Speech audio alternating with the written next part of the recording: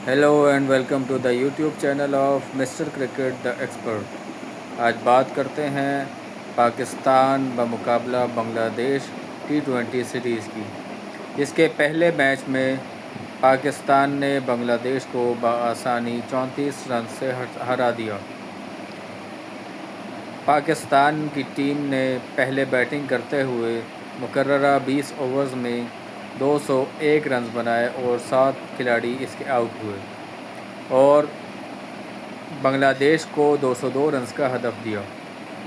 Innings के आगाज़ में ही पाकिस्तान के दोनों ओपनिंग बल्लेबाज सीरीज़ में कमबैक करने वाले, इंटरनेशनल क्रिकेट में कमबैक करने वाले साइम आयूब जो है वो गोल्डन डक का शिकार हुए।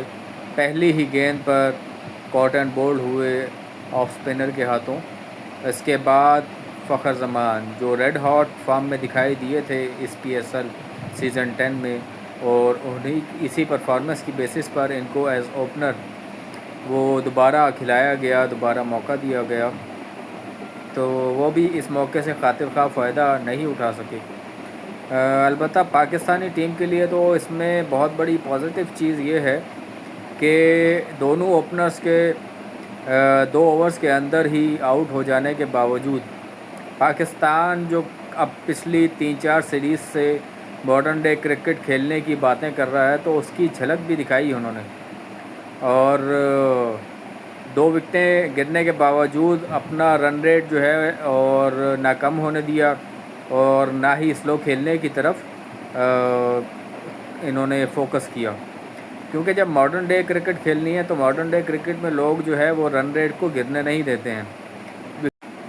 विकटें चाहे गिरते रहें, लेकिन जो है रन रेट उसको टीमें गिरने नहीं देती। तो यही आजकल की मॉडर्न डे क्रिकेट का ख़ासा है। इसी की तरफ पाकिस्तान को इवेंचुअली मूव करना था, तो ये तो बहुत ही पॉजिटिव चीज़ है कि पाकिस्तान क्रिकेट बोर्ड ने भी इस चीज़ को रियलाइज़ किया, क्योंकि जो आपकी पहले टिमिड अप्रोच थी, 90s की क्रिकेट की अप्रोच थी, उससे कुछ खातिर खा रिज़ल्ट नहीं आ रहे थे। तो इसलिए बहुत ज़्यादा ज़रूरी था कि पाकिस्तान भी मॉडर्न डे क्रिकेट की तरफ मूव करता और इसी खेल को अपनाए ताकि रिज़ल्ट्स आएँ। और अगर रिज़ल्ट्स नहीं आते तो एटलीस्ट ये क्रिकेट जो है वो तमाशाइयों के लिए, वो फैंस के लिए देखने के काबिल भी होती है। और जो 90s की क्रिकेट है और ख़ासकर T20 क्रिकेट में, वो क्रिकेट जो है वो आजकल आवाम और फैंस जो हैं वो देखना पसंद नहीं करते। तो इस क्रिकेट की तरफ मूव करना तो इवेंचुअली पाकिस्तान को था ही। तो बहरहाल ये अभी सिर्फ आगाज़ है, इसकी बेसिस पे हम ये नहीं कह सकते कि हम जो है वो इस क्रिकेट की तरफ मूव कर चुके हैं। अलबत्ता ये कोशिशें जो हैं वो शानदार हैं।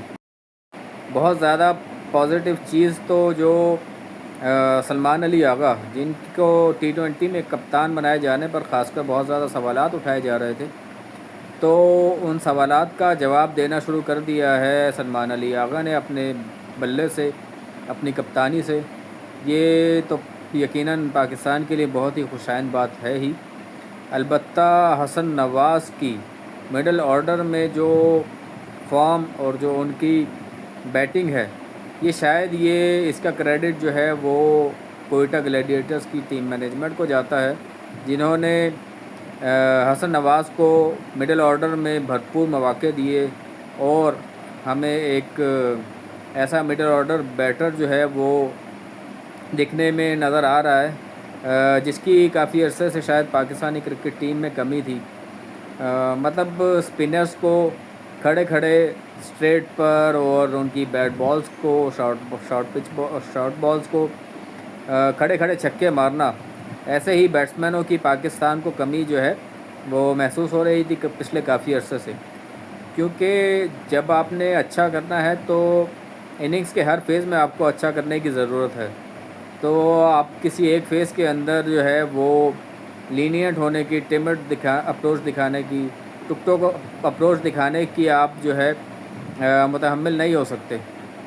और इसीलिए जो है आजकल की क्रिकेट में शायद 200 का टारगेट T20 क्रिकेट में कोई मुश्किल टारगेट नहीं रहा, लोग उसको आजकल टारगेट भी करते हैं और ना सिर्फ टारगेट करते हैं बल्कि अचीव भी करते हैं।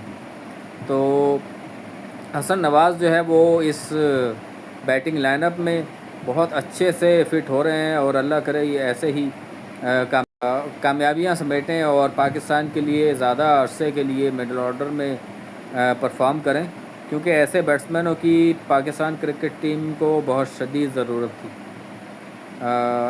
और अब इसके बाद अगर बात की जाए शादाब खान की, तो Shadab Khan as a bowler जो है वो बहुत ज़्यादा मायूस कुन कारकर्दगियाँ दिखा चुके और शायद अब बॉलिंग उनकी जो पहले उनकी प्राइम उनकी स्ट्रेंथ थी वो उनकी प्राइम स्ट्रेंथ भी नहीं रही। तो लेकिन जब से ये बैटिंग की तरफ शिफ्ट हुए हैं तो बैटिंग तो ये अच्छी खासी कर लेते हैं, मसला तो सारा सिर्फ बॉलिंग का आ रहा था, क्योंकि पाकिस्तान इनको एज़ ए बॉलर खिला रहा था पिछले काफ़ी अर्से से। तो एज़ ए बॉलर तो शायद इनकी अब टीम में जगह नहीं बनती, लेकिन एज़ ए बैटर जो ये परफॉर्मेंसेस दिखा रहे हैं तो इन्हीं की बेसिस पे शायद इन्हें टीम के साथ रखा जा रहा है। और यही खैर इन्होंने अपनी परफॉर्मेंस दिखाई भी, एंड पे आखिरी के ओवर्स में बहुत अच्छा इख्तिताम किया, बहुत अच्छी बैटिंग की और 2 विकेटें भी इन्होंने हासिल की। अगरचे 2 विकेटें जो है वो कोई ज़्यादा इम्प्रेसिव तो नहीं थी, लेकिन बहरहाल इनका तो कॉन्फिडेंस बढ़ाने में यकीनन मददगार साबित होंगी। फिर एक और जो है नोटेबल परफॉर्मेंस वो रही हसन अली की, जो कि काफ़ी अर्से बाद टीम के लिए कमबैक कर रहे थे और यकीनन वो फॉर्म जो उनकी 2017 की चैम्पियंस ट्रॉफ़ी की थी उसको वो खो चुके थे, तो इसी वजह से टीम में से उनकी जगह भी चली गई थी। और बहरहाल उन्होंने इस PSL में परफॉर्मेंसेस दी और कमबैक किया, और क्या कमाल का कमबैक किया, क्योंकि एक दफ़ा तो बांग्लादेश की जो ओपनिंग जोड़ी है उसने पाकिस्तानी बॉलर्स की धुलाई शुरू कर दी थी और ऐसे में हसन अली का एक्सपीरियंस और उनकी फॉर्म जो है जो उनकी PSL में नज़र आई, उसी की बदौलत उन्होंने बहुत जल्दी उस पार्टनरशिप को तोड़ा और अपने दूसरे ही ओवर में दूसरे ओपनिंग बल्लेबाज को भी पवेलियन वापस भेजकर पाकिस्तान की बॉलिंग की मुश्किलात थोड़ी आसान कर दी। और इनका यही एक्सपीरियंस बहरहाल बहुत काम भी आया।